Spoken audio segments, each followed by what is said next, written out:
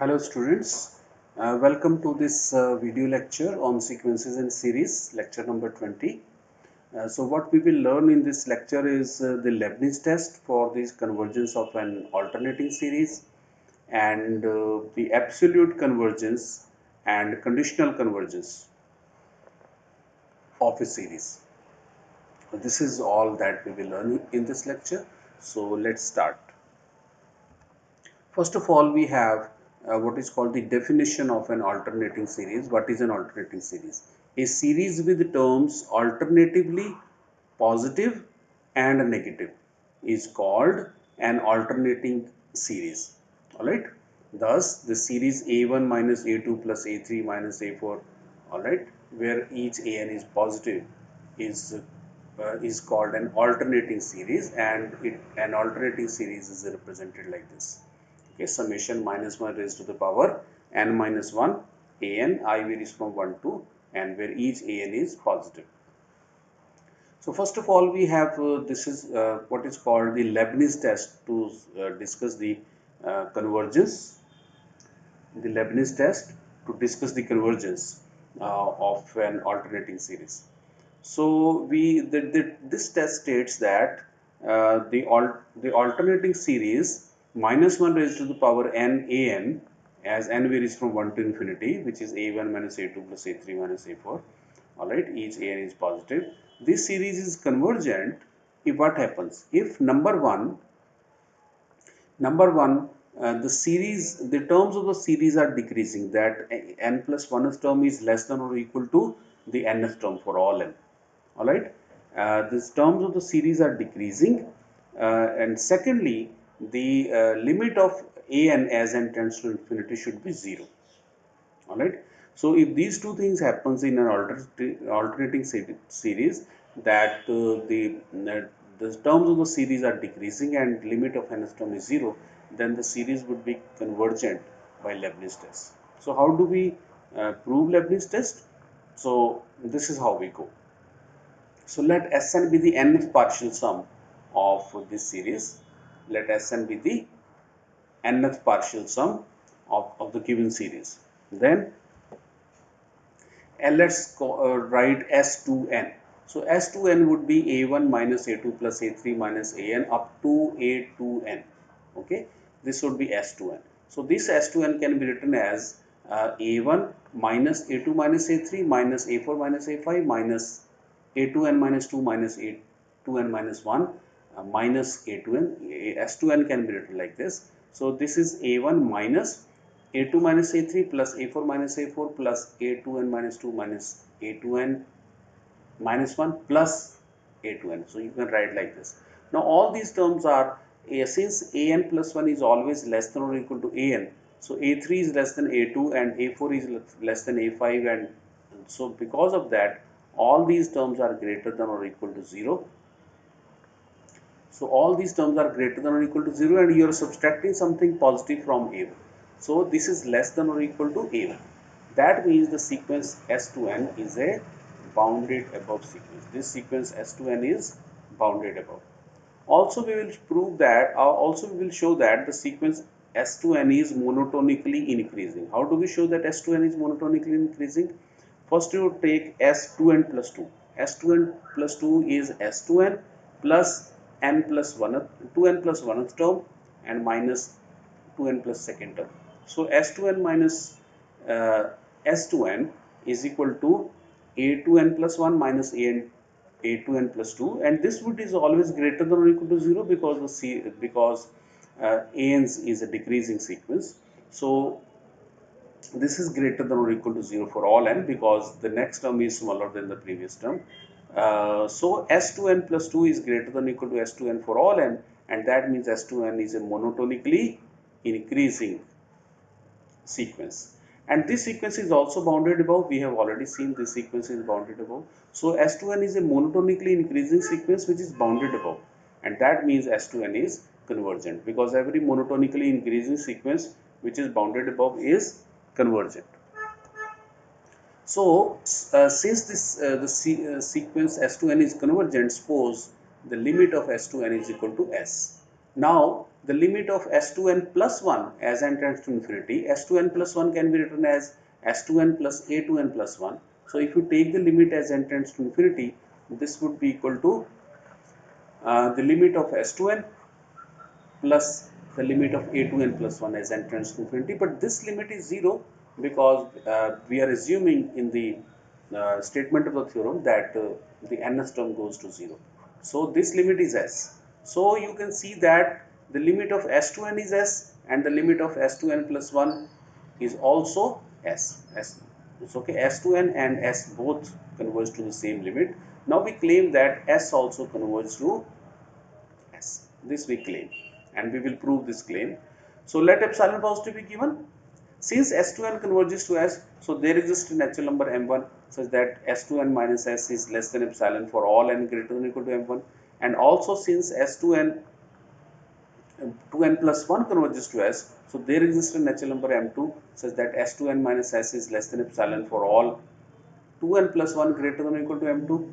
So if you take m as the maximum of m1 and m2, if you take m to be the maximum of m1 and m2, then s2n minus s is less than epsilon for all n 2n greater than or equal to m, and s2n plus 1 minus s is also less than epsilon for all 2n plus 1 greater than or equal to m, because m is the maximum of m1 and m2, and for 2n greater than or equal to m1 this happens, and for 2n greater than or equal to m2 this happens. So because of these, s2n minus s is less than epsilon for all 2n greater than or equal to m, and for 2n plus 1 greater than or equal to m also s2n plus 1 minus s is less than epsilon, and that means sn minus s is less than epsilon for all n greater than or equal to m. So given epsilon positive, we have found out a natural number m. Given epsilon positive, we have found out a natural number m such that sn minus s is less than epsilon for all n greater than or equal to m, and that means Sn converges to S. So the sequence of partial sums of the given series is convergent. Sn was the sequence of partial sums of the given series. So the sequence of partial sums of the given series is convergent, hence the given series is convergent. So we have proved the Leibniz test, which says that if you have an alternating series like this, if you have an alternating series like this, and in this alternating series, if the sequence of terms an is a decreasing sequence of terms and the limit of nth term is 0 as in tends to infinity, then the alternating series would be convergent.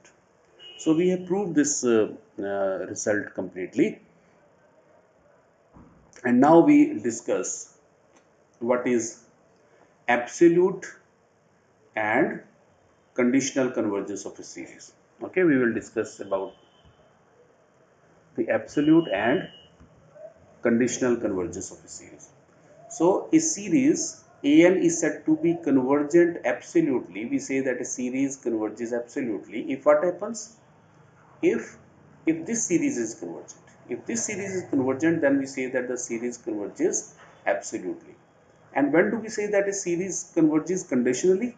We say that a series an converges conditionally or conditional convergent if the series is convergent, but it is not convergent absolutely.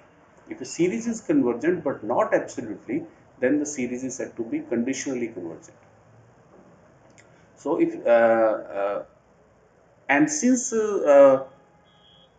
this series we have a remark here that this in case of absolute convergence, this series is a series of positive terms, and hence to check the convergence of this series, whether this series is convergent or divergent, the test for convergence of positive term series are available. To check the convergence of this series, the test for which are available for the series of positive terms are available because this series is a series of positive terms.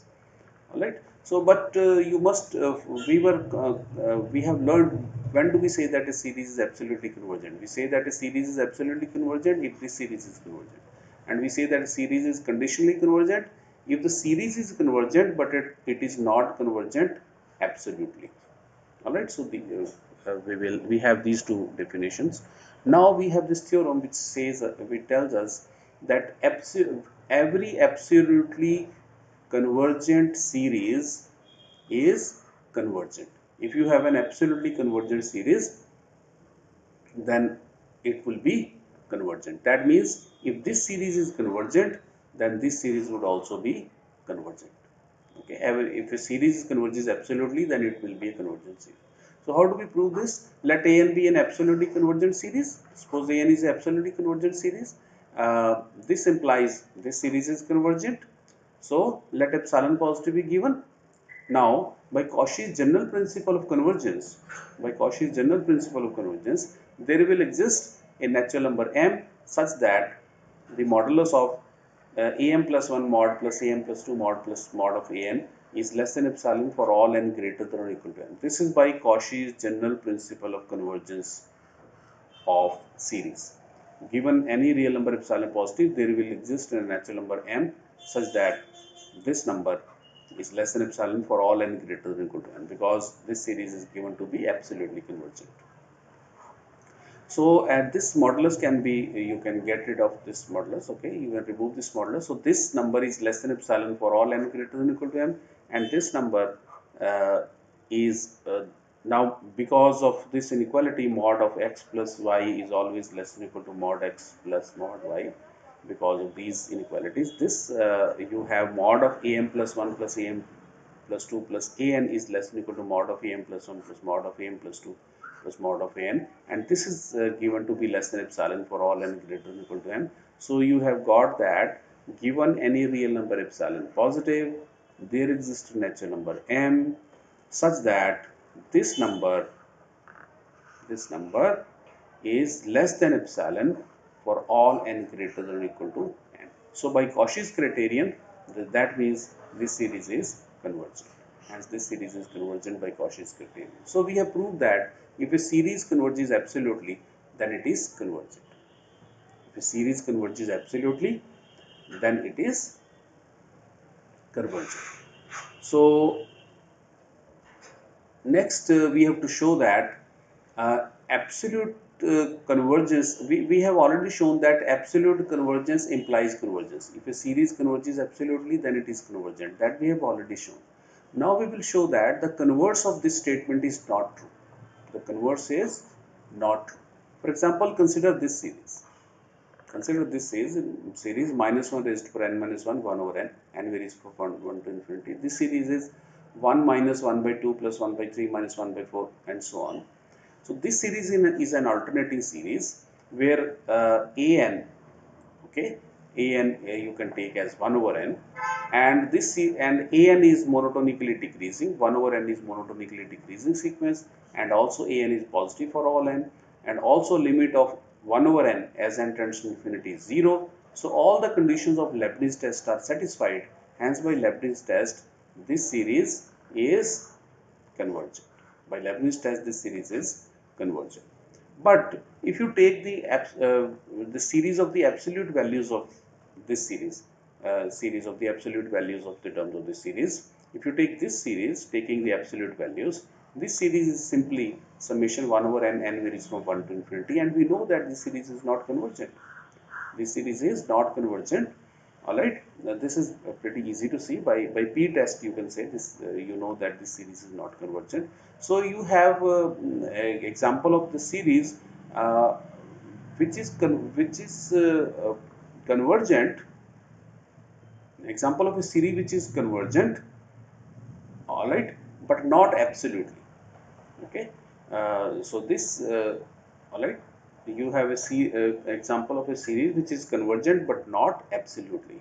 So actually the series of absolute terms is divergent. So this example also shows that if the series of absolute terms is divergent, then the series may not be divergent. This example also works in this way also. All right. So I hope this is clear that absolute convergence implies convergence, but convergence may not imply absolute convergence. For example, in this case, the series is convergent but not absolutely. So the next theorem that we have is that if a series converges absolutely, if a series converges absolutely, then the series of its positive terms and the series of its negative terms are both convergent. If a series converges absolutely, then the series of its positive terms and the series of its negative terms will both be convergent. So how do we prove it? Let Sn and sigma n be the nth partial sums of the series summation an and the series summation mod of an. Let Sn denotes uh, the nth partial sum, okay, sum of first n terms of the first series, and sigma n denotes the sum of first n terms of the series of absolute terms. Then Sn is a1 plus a2 plus a3 plus an, and sigma n is mod of a1 plus mod of a2 plus mod of an. Alright, so let Pn be the sum of positive terms, alright, and minus Qn be the sum of the negative terms in Sn.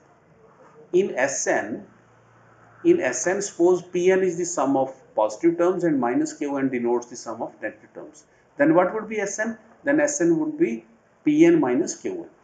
Then Sn would be Pn minus Qn. And what would be sigma n? Sigma n, you know, is the sum of all the terms with ignoring their signs. So sigma n would be Pn plus Qn. Uh, I hope this is clear. So Sn is equal to Pn minus Qn and sigma n would be equal to Pn plus Qn. Now Pn can be written as half of, now Pn, this implies Pn can be written as half of sigma n plus Sn. Alright. So if you add these two, you can get the value of Pn, and if you subtract these two, you can get the value of Qn. So from here you can write that Pn is equal to half of sigma n plus Sn and Qn is equal to half of sigma n minus Sn. Alright. Now this is given to us that the series converges absolutely. This is given to us that the series converges absolutely. Hence, the series, if a series converges absolutely, then the series itself is also convergent, that we have already done. So this series and this series are both convergent, and that means the sequence of partial sums of the series and this and its absolute terms are both convergent. This sequence, the sequence Sn and the sequence sigma n are both convergent. Alright. Suppose the limit of Sn is L and the limit of sigma n is L dash. Why Sn and sigma n are convergent? They are convergent because the series is convergent and it is convergent absolutely also. Alright. So that is why. So the limit of Pn from this, the limit of Pn can be written as the limit of Pn would be equal to half of sigma n plus Sn as n tends to infinity. So this limit would be half of L plus L dash, and the limit of Qn as n tends to infinity would be half of uh, the limit of sigma n minus the limit of Sn, that is half of L dash minus L. Alright. So the limit of Pn and Qn both exist finitely. So that means the sequence Pn and the sequence Qn are both convergent. And what was the sequence Pn? The sequence Pn was the sum of the sum of n terms. The Pn was the sum of positive terms in Sn, and Qn was the sum of the negative terms in Sn. So the series of positive terms and the series of negative terms in Sn are both convergent, because we have proved that the sequence Pn and Qn is convergent. So we have shown this result that if a series converges absolutely, then the series of its positive terms and the series of its negative terms are both convergent. Okay, so we have shown this result. Next, we have we have shown this result that if a series converges absolutely, then both the series of positive terms and the series of negative terms of this series are convergent. Okay, this theorem we have proved. Now, based on this theorem, we have these two results. First result is corollary 1. This says if a series is conditionally convergent, if a series is conditionally convergent, then the series of positive terms and the series of negative terms of this series are both divergent. Okay, if a series is conditionally convergent, then the series of positive terms and the series of negative terms of this series are both divergent. So how do we show that? Suppose this series is conditionally convergent. Suppose this series is conditionally convergent. This implies the series is convergent, but it is not convergent absolutely. And not convergent absolutely means this series is divergent, because this is a series of positive terms. If it is not convergent, then it would be divergent. So this series is divergent. So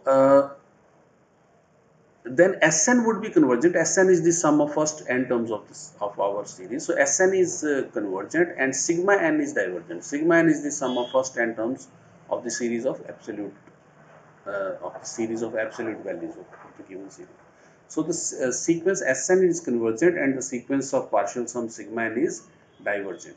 So suppose the limit of Sn as n tends to infinity is L, and suppose the limit of sigma n as n tends to infinity is okay, and this limit would be infinity, because sigma n is divergent. So limit of sigma n as n tends to infinity would be infinity.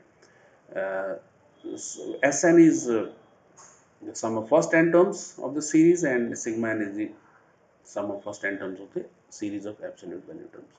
Alright, so limit of Sn would be L and limit of sigma n would be infinity. So Sn, we have already seen that Sn can be written as Pn minus Qn and sigma n can be written as Pn plus Qn.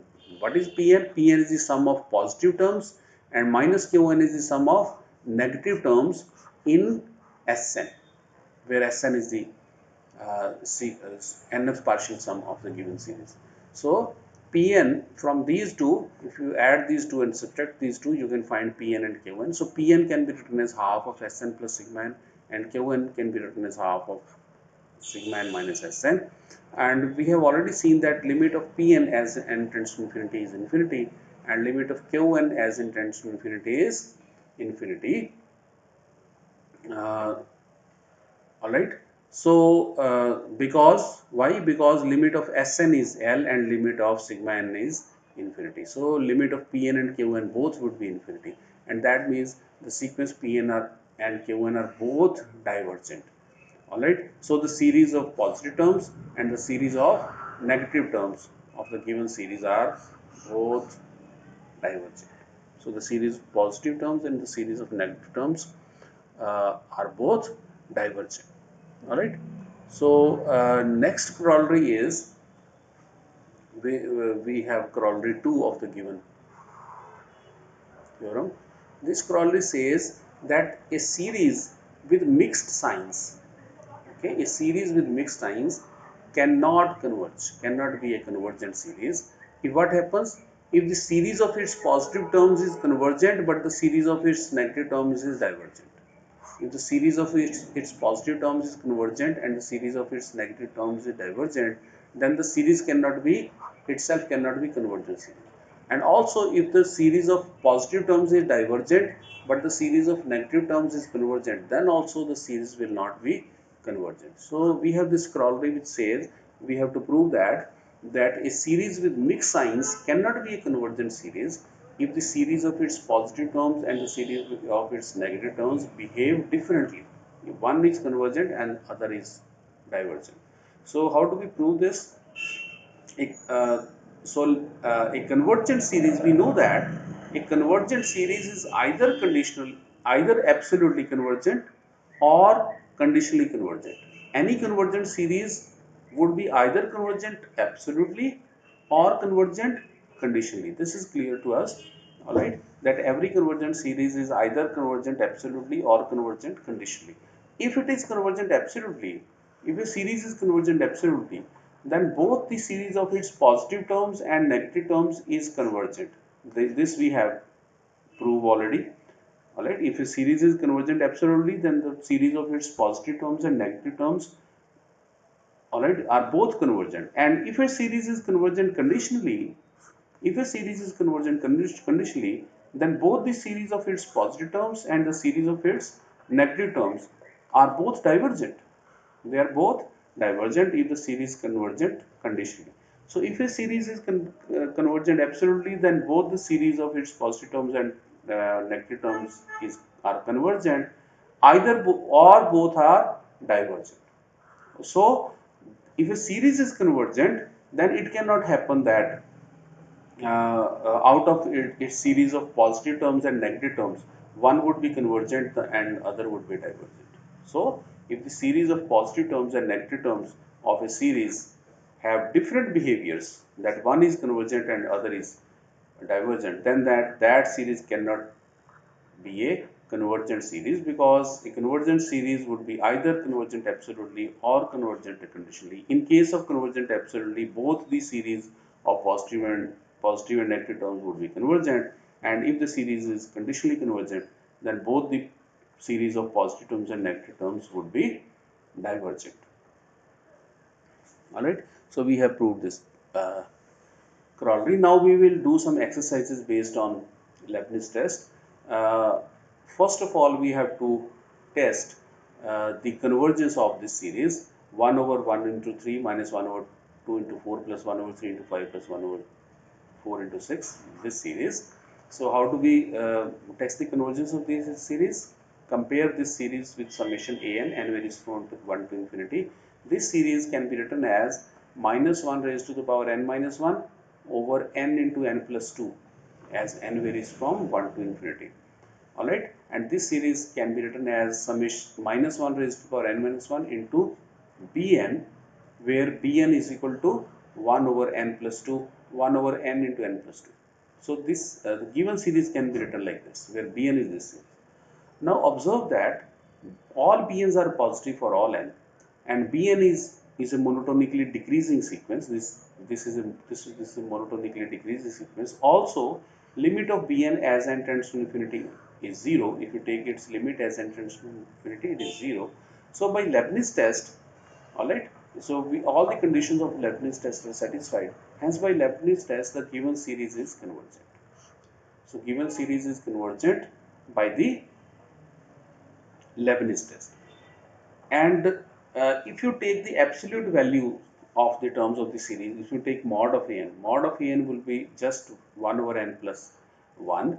And if you take Cn equal to 1 over n square, and if you compare mod of n with Cn, that means if you take mod of n divided by Cn and take its limit, the mod of an divided by Cn as n tends to infinity would be n square over n into n plus 1, its limit as n tends to infinity. This would be divide numerator and denominator by n square.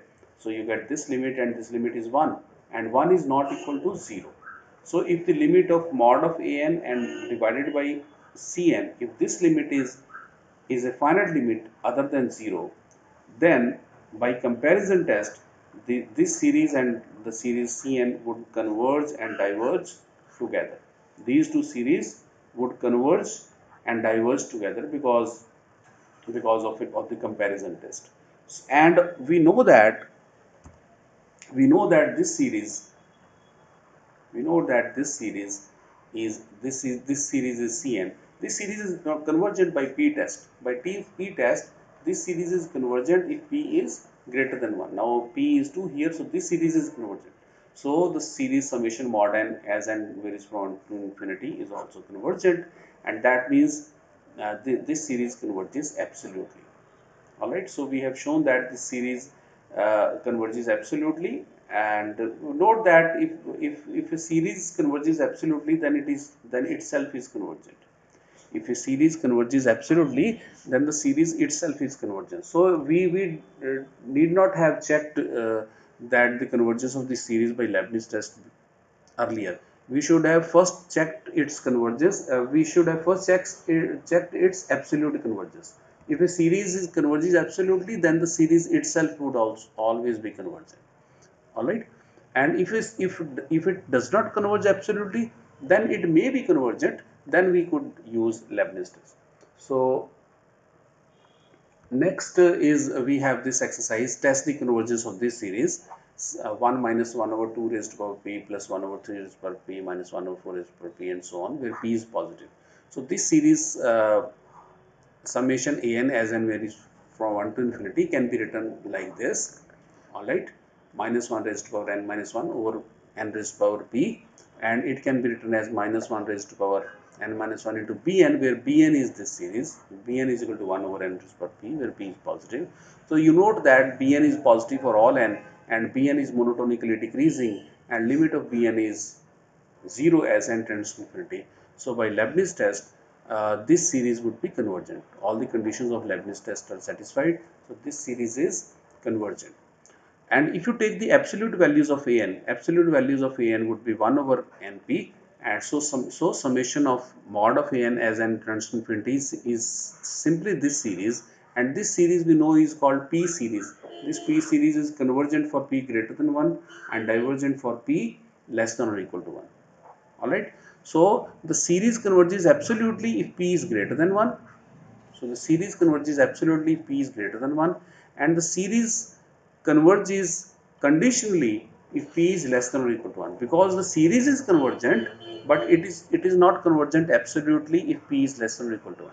The series is convergent but not absolutely if p is less than or equal to 1, and that is called conditional convergence. Conditional convergence means convergence but not absolutely. So that happens for p less than or equal to 1, and absolute convergence happens for p greater than 1.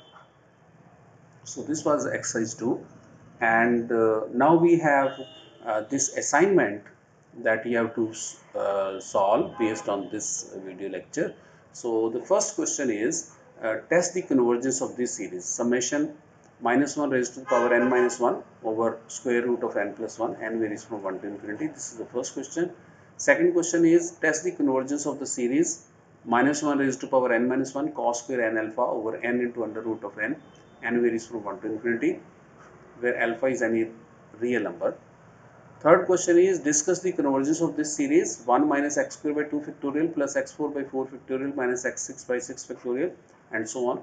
And also test the convergence of this series x minus x cube by 3 factorial plus x5 by 5 factorial minus x7 by 7 factorial, and so on. Question number 4 is, test the convergence of this series minus 1 raised to the power n minus 1 into sine of 1 over n, as n varies from 1 to infinity. And question number 5 is, state and prove Leibniz test and define the absolute convergence and the conditional convergence of a series. So this is the assignment that follows the video lecture that we have discussed on the Leibniz test and absolute and conditional convergence. So you can do all these exercises and discuss with your teachers. So I hope you followed everything. So in the next lecture, we would be discussing arbitrary series, Abel's test and Dirichlet test. So I wish you all the best in whatever you are doing. Thank you.